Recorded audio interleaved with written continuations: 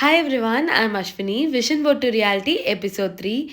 Do check out my previous reel. அப்போ உங்களுக்கு இன்னும் டீட்டெயிலாக இந்த வீடியோஸ் பற்றி புரியும். வாஷ்ரூம் டெமாலிஷ் பண்ணதுக்கப்புறம் இப்படி தான் இருந்துச்சு.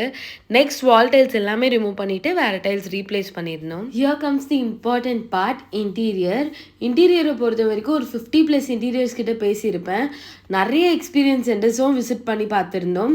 தென் வி கேம் அக்ராஸ் பிசோப்போ interiors Anna Nagar. Floor plan பார்த்து அவங்க கோட் பண்ணது வாஸ் பிட் காஸ்ட்லி, பட் அவங்க எக்ஸ்பீரியன்ஸ் சென்டர் பார்த்தப்போ இட் வாஸ் டூ குட்.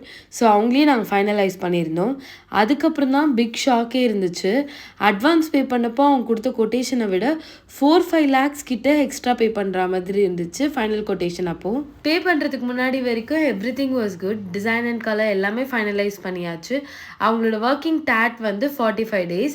சைட்டுக்கு திங்ஸ் வரதுக்கே 35 daysக்கு மேலே ஆயிடுச்சு.